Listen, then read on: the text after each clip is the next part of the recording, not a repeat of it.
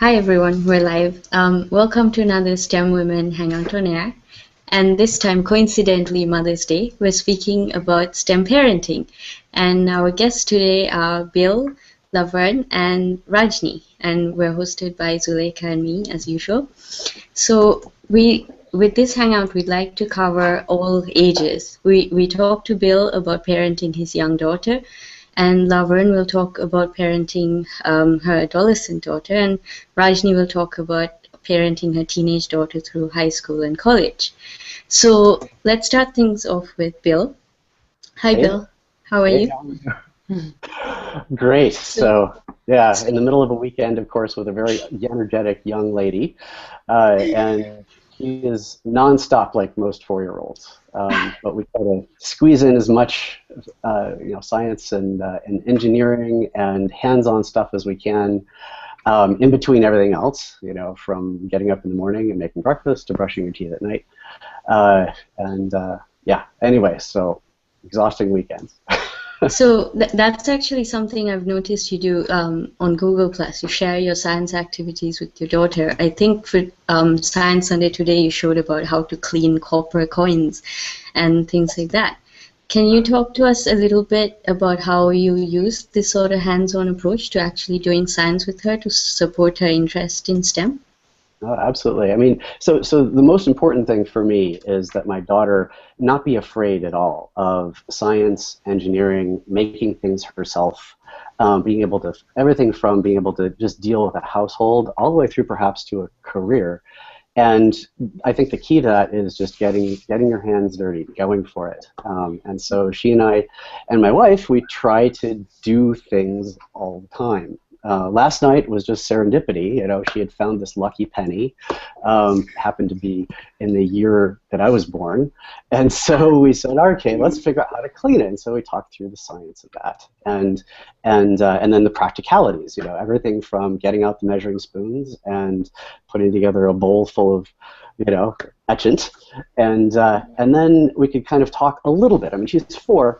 So there's a limit to how much she's really going to be able to take in, but she got it immediately, at least from some perspective, saying, okay, she knows that metal will rust if you leave it out in the garden for too long.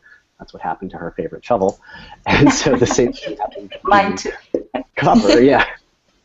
And so, so she immediately connected, oh, okay, so the copper rusts, and we can take off the rust and make it clean and nice again. But anyway, that's really the background for me, is to make sure that it's just in her life without any mystery about it, that she has it as a familiar everyday activity. Yeah. And I think it's really pretty easy with kids because they're naturally curious. I mean, whatever you're doing, they're going to dive right into it, whether you like it or not. So you've got, usually I have this little munchkin, like you guys just saw a few minutes ago, kind of climbing on top of me. And of course, when you're trying to do something delicate, that's not trivial. But if we stick with it, I think it really pays dividends, because now she'll drag me into our garage, into our little making space, and say, her latest thing is she really wants to make a robot dragon. Wow. This is beyond my abilities, but we're trying anyway. And so we've got cardboard and toothpicks and glue and all kinds of good stuff in the garage. We're trying to figure out how to motorize it. The first version will be terrible, but I think maybe by the time she's 16, we'll have a good robot.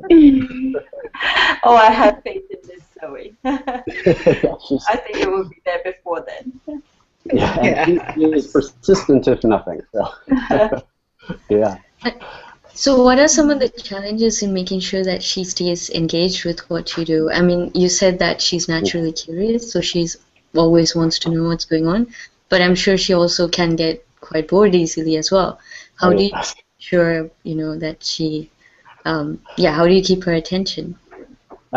Yes, absolutely. I mean, there's a few considerations there. I mean, one is certainly the attention span of the child. My goodness. And hers is about as long as mine, which isn't very long at all. So you have to make sure that it's something either that catches their attention, or somehow it's long enough so that they can complete it in a reasonable amount of time. And there's plenty of resources out there for finding great little activities, like our little penny cleaning activity last night. It took us 5 minutes to get the chemicals together. Well, it was vinegar and salt and water, and to put it all together, and then 5 or 10 minutes worth of playing around with that and having some discussion. And so some preparation does need to be taken. And then there's the ability of the adult. Yes, I'm a scientist, but that doesn't mean I'm 100% fluent in every activity that we might engage in. And so I try to find things at least I know how to relate to, that I can relate to her. So I think that match is pretty important. And then I think some teamwork is very helpful. And so a group of parents and we've gotten together just completely informally and started working on something we call a make day. This is just a day where we prepare a bunch of materials and then have the girls come together. They just happen to be all girls, between ages of about 4 and 7, something like that, and they do something. So we had them doing conductive Play-Doh one day, and that turned out to be a little bit on the wrong end of the sort of ratio of the attention span of the child to the ability of the parent, all the way to Coke and Mentos. If you've ever seen this, it's hilarious. If you take a 2-liter bottle of Coke and you drop in some Mentos, it will immediately nucleate all of the gas to come out of the liquid and force the soda out the top into a fountain. And that was pretty good because it's extremely dynamic. I mean, you drop it in and then, oh my goodness, there's this thing that happens, and the kids are really engaged. And so that was probably on the other end of that ratio, where it was real easy to go to the store, buy some stuff that we never drink anyway, and go in the backyard and play with some Mentos. But there's real science in all of that, and we can engage them pretty effectively. I think gardening is another thing that we do. It takes time, but okay, you plant the seeds. You kind of remember where they were. You can have fun making little labels, and then you can talk through the process of germination, and then eventually somebody has something to eat that they really like. So. I think in terms of resources, there's tons of stuff out there, but I want to just mention one, which is the Exploratorium in San Francisco. This museum was actually also started in 1969, and it is an absolutely phenomenal resource for learning for all ages, really. And that's where I first really got my interest in science. And I actually still have my little book from back then that has all these little experiments in it. And you can still go there and order it online. It's a nonprofit museum. But certainly on Google+, we've got lots of smart friends with really good ideas. So, thanks for that, Val. Laverne, we could move on to speaking about your 10-year-old daughter. So you help her with her homework and you talk about her as being a study buddy in your teaching activities. You've also written a book together and you've got another one coming out. So can you tell us a little bit about your idea behind Science Adventures with Alk and Dr. Thatch, which is a collaboration with your daughter, and what has it taught you about being a STEM parent? Wow. It was like, honestly, this was totally by accident. It all started in 2010. Elkie was 6 years old, and we were about to go to Texas, and we were waiting for Dad to come back from traveling. And there were twin boys in our neighborhood, and they had gone into the bayou and they caught a bunch of tadpoles. And they decided going to give each of the girls in the neighborhood one of the tadpoles. And Elkie was one of the girls. So we were on this walk to the park, and they're like, hey, Elkie, blah, blah, blah, we have tadpoles. Do you want one? And she was like, please, Mom. I'm like, okay, we can get a tadpole. So they gave her a tadpole in the cup. They took it out of the bucket, put it in the cup. And we were walking home with this tadpole, and she's talking about it. And she's like, I think I'll name you Guy. I said, Guy, like G-U-Y, the French pronunciation. She goes, no, Guy. I'll name you Guy. And that's how it all started. And then Dad came home that night. She showed the tadpole in the cup to Dad. And when I woke up the next morning for us to leave to go to Texas, Guy was in a little aquarium. It was orange. It was an orange aquarium. So we're like, So, and she's like, are we going to leave him alone? Can we leave him here? Is he going to be okay? We're like, yes, he'll be fine. She goes, but why can't we take him with us? So we went on a road trip to Texas with Guy. And that's what we did. We took him with us on the road, and he stayed in hotels with us on the way there. He was quite calm, quiet, you know, this little guy in this thing. And then on our way back, Elkie was like, oh my gosh, I think he started to have legs in the back. I think I see legs in the back. And we were like, so Steven stops the car, and we had just, you know, one of those places where you stop over. We're looking like, oh my gosh, we really do see legs. We do see legs. And she's asking all these questions. So, of course, we have to start talking about metamorphosis. And that's where it all started. That's how we started. And we got home, and his hind legs were fully in. This was a week later, of course. And Wow. then a week later, we were leaving to go to a trip. She and I were leaving to go to New York on another road trip. So Guy was with us. And Guy became a minor celebrity in all the different little hotels we were staying. People wanted to meet him, and they wanted to see him. And he was the tiniest thing you can imagine. Okay? And then I'm listening to her telling them about metamorphosis. She's telling them about how he had started out with gills, and now he has lungs, and he's an amphibian. And I was like, you mean she's been paying attention to all this vocabulary, and it makes sense that she can explain it to adults? Because these were not children that were walking up to us to find out about Guy. These were adults. And she was just telling everybody about this. And I was like, oh my gosh, she's been listening. It's making sense. She's 6 years old, and this is making sense to her. You know, and she was just elated. And I didn't do any of the discussions with the adults that were coming around. She did all of the discussions, and I'm just standing there like holding my heart. Like, oh my gosh, I'm doing something right. I can still teach. Oh, fantastic. And the most amazing part was that she was using the terms. She said gills, she said amphibian, she said lungs, you know, breathing underwater, what it meant, and, you know, coming up on land, and why he's sitting on a rock more often than he was in the water, and everything. And I was just like so amazed. And so I just started going with the flow with her and what she was curious about. And, you know, Guy survived all the way to New York and everything like that. And now he was the inspiration for the books that we are writing. And why we started having pets, because when we came back, and then there was a snail. She found snails in New York, so she wanted to know about snails. Then we came home. We bought some freshwater snails. What that meant, and every day she came home, she goes, every day I come home, there's a new snail. These snails need to stop having babies. And of course, I got the questions like, how are they having babies? Where are these new babies coming from?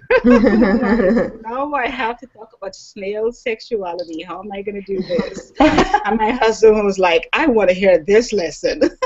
You know?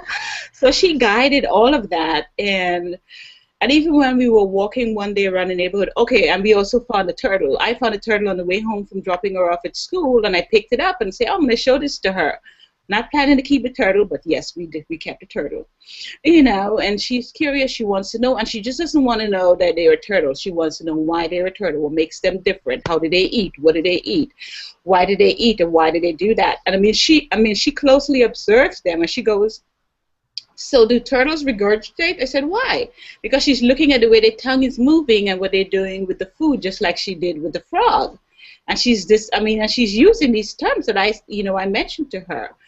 And then, of course, you know, I know this is a G-rated hangout, but I think I could use the word hermaphrodite because that came up with snail sexuality.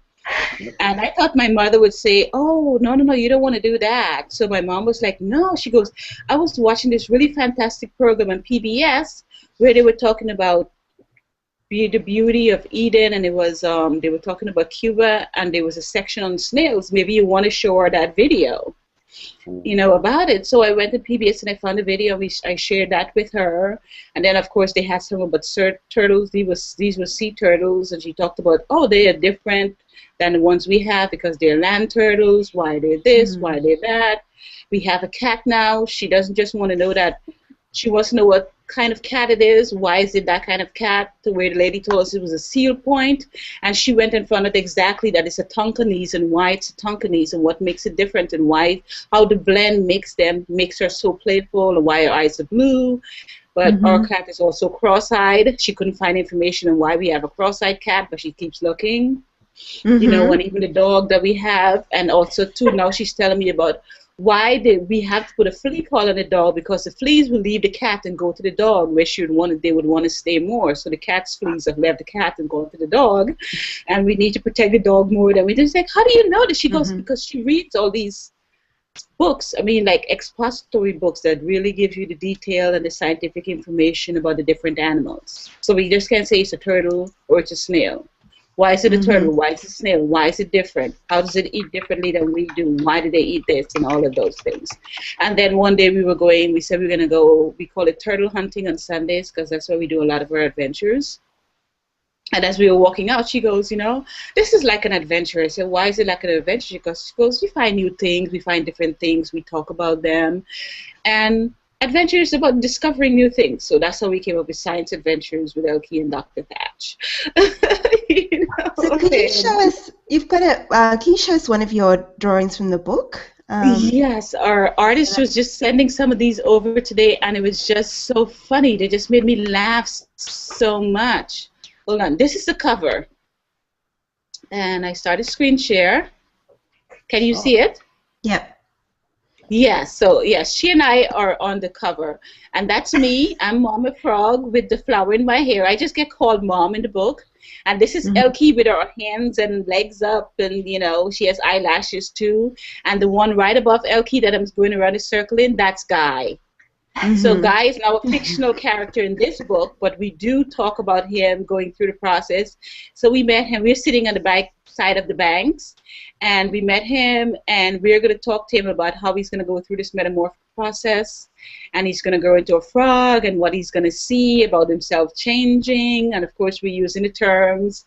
And what was interesting, the first time that the artist sent the photos, in the very first picture, Guy had some limbs, and she goes, what is that artist thinking? He's not ready for limbs. He should not have limbs in that scene.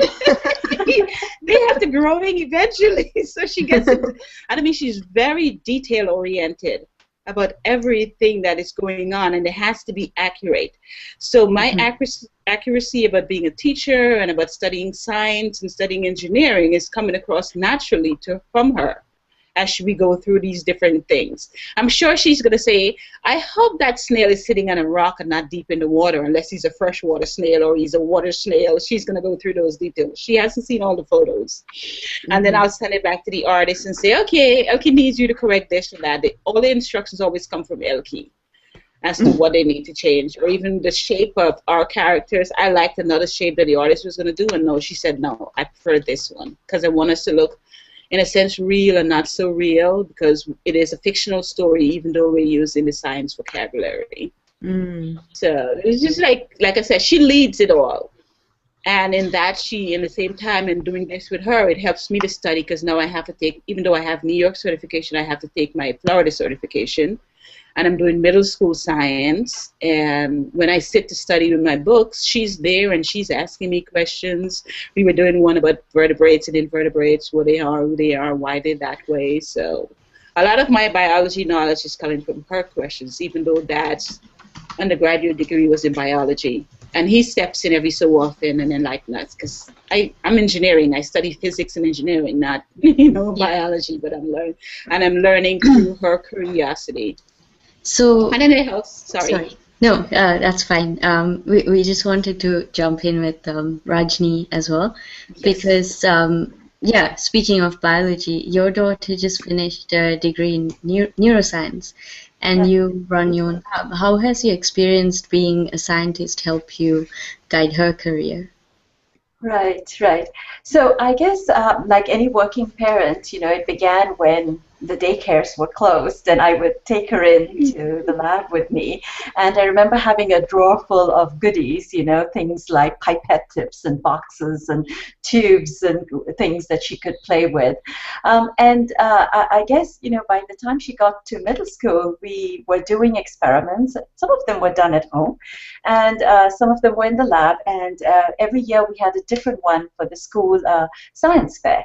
So, for example, we would always pick something that I thought would be quantitative, because it would be something that you could measure, and always something that explains a basic principle, like exponential growth. So we would measure the doubling time of yeast in response to different kinds of sugars. You could just get that off our lab shelf, for example. Or we would look at the relationship between wavelength and frequency of sound waves. And you can actually just go online and buy these resonance tubes, these long glass tubes, and you can measure the wavelength of a tuning fork that way. One year we did looked at the depression of freezing point with salt. Okay, and that actually turns out to be very easy to measure also. And so we chose these topics not only because we could quantify them, but they also related to something in the real world. So why do you add salt to the roads in the winter? Or about fish in the Arctic Sea having antifreeze compounds in their blood, so they could survive. So the key thing here was every year there would be a poster, and she would get to present it in school, and that does tremendous things for little girls in terms of their confidence, in terms of their ability to speak and communicate. And we, decided really early on, my daughter decided that she did not want cue cards and she did not want to be reading. So she would practice. I remember going past her room one day when she was getting ready for one of these, and I could hear her in the shower. And I paused and I listened. She was practicing her spiel, as we say it. So I think, as a result of that, she got really good in laying things out, in making talks, and to be able to just look people in the eye and talk about science. So that kind of communication skill, I think, started all the way, in middle school when she was having these projects. And by high school, we did something different, which is, what colleges like to see, because we're already thinking about applications to college now. They like to see some depth. So it's fine to try out a lot of different things, but then you need to be able to pick on one thing and to sort of every year go a little deeper into this topic. So, for example, she wanted to look at herbal extracts, and we were actually going to make our own herbal extracts, but the frost hit and all the plants died, so we went into one of those natural food stores, and we bought a bunch of different herbal oils. I was kind of uncomfortable doing that because the guy kept trying, he was peddling all these cures on me, but he didn't know that I wasn't believing in any of that. He thought we were buying oregano oil because I had a fungal infection. I'm like, no fungal infection, because my daughter said something about looking at antifungal properties, and he overheard that. He thought we were all infected, so no. So the thing is that we did this experiment looking at which was the most potent antifungal agent. Of course, we used yeast, common yeast. And then the next year, we chose the one that worked the best, and looked up the components, and then bought a bunch of compounds from Sigma catalog, really cheap stuff, and then we sort of kept building on this. And so the idea, of course, that every year is you could present it in school, then you can actually go to the level of the county, and then to the state, and depending on how much your kid wants to go, how far they want to take it, this can kind of go quite far. And for parents out there, this is really, if for nothing else, this will get the attention of the college admissions, she actually got merit scholarships, which was great. She got a good program. So that, I think, is what you want to do in terms of middle school, high school. Maybe give them a little structure in their science, so they can learn to present it and document it and write it up and so on. So it's good discipline. But when they come to college, it just gets a lot easier. There are lots and lots of opportunities to do research in college. There are a number of places that your daughter or son go and present this to in front of other undergraduates. There's one called NCUR, which is, I think, a national something council for undergraduate research. There's also ABRCAMS and SACNAS, which are meant for, a sort of more diverse groups, underrepresented minorities, and so on. And those are really good to go to. They are all geared for undergraduates, and the graduate programs will come there in full force, trying to recruit your son or daughter, and that's a wonderful thing as well. So plenty of practice over the years, and I think it just makes you a better communicator, and just sort of helps you understand the whole profession of science. So, what are some of the resources that you can recommend for people to use for this? Right. So at the high school level, if you want your child to be in a lab, you can write to the local colleges and the universities. And it's a hit and miss, but I will tell you that I have hosted high school students in my lab. And they can be very bright, and they're very teachable. It's great for an graduate student or postdoc to mentor a high school student. So just be persistent. Have your child write something up and help them, send these emails out. And then I'd say at the college level there are plenty of resources, and we can post some of the links after the hangout. I'd be happy to. Great.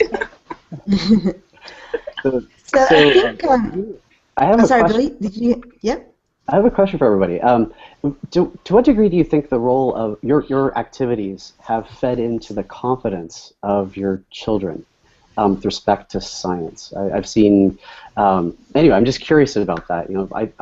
My thesis going into all of this is that giving her this hands-on, no holds barred experience will give her the confidence later in life. But I'm curious if that hypothesis holds any weight. I think it does. I mean, the hands-on definitely, because they just I don't know.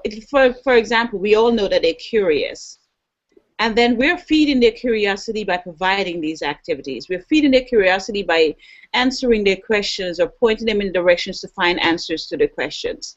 So I feel that definitely holds true. Because if we were saying, oh, not now, or wait, or you're too young for this, they'll probably just eventually stop asking the questions. So I feel the more we feed in whatever capacity, whether it's to answer the question or provide the activity of you, even like sitting with your daughter and holding that penny and watching the color change, from something rusty to something almost brand new again, that alone, and she's going to remember that. I mean, that the image, the sight of the image, the fact that she was able to touch it, will say so much longer rather than just saying, oh, the penny will change color if you put it in this bath. I'm never sure what it actually does. I don't know, that image and the touching and all of that is just so important. And I also think of science as something that requires full immersion. So science is just a way of life and the way you look at the world around you. And for us, it just permeates everything. It's how I cook in the kitchen. It's in the language that I use.